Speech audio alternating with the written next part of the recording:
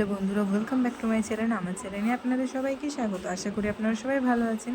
আজকে আমি একটা নতুন স্টাইলে আচার নিয়ে চলে এলাম। আজকের আচার হলো আমরা রসুন দিয়ে লঙ্কার আচার তৈরি করব। কড়াইয়ে পরিমাণ মতন তেল দিয়ে তারপর পাঁচফোড়ন দিয়ে ভালো করে একটু নেড়ে নেবো। নেড়ে নিয়ে তারপরে রসুন লঙ্কাটা সবটাই দিয়ে দেবো, দিয়ে ভালো করে নাড়াচাড়া করব। নাড়াচাড়া করে ভালো করে নাড়াচাড়া করুন। ভিডিওটা ভালো লাগলে লাইক, কমেন্ট, সাবস্ক্রাইব শেয়ার অবশ্যই করবেন বন্ধুরা, প্লিজ। এটা একটু আধবাটা করে নেব।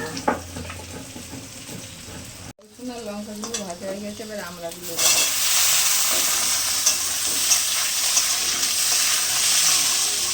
দিলাম, হলুদ দিলাম, অল্প একটু চিনি দিলাম,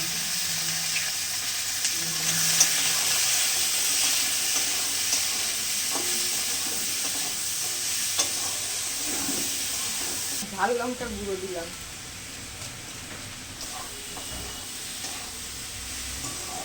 এটা দিয়ে দিলাম। পুরো মশলাটা দেবো না, হ্যাঁ।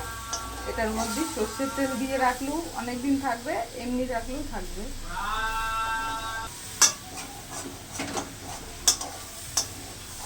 আমি এটা আর সর্ষের তেল দেবো না, এরকমই রাখবো। পরোটার সাথে, রুটির সাথে, ভাতের সাথে খাওয়া যাবে। নামিয়ে দিচ্ছি, হয়ে গেছে। একটা টিফিনের মধ্যে তুলে রাখবো। আমড়ার আচার, এটা ছোট ছোট আমড়ার আচার। আমড়া, রসুন, কাঁচা লঙ্কা দিয়ে আচারটা।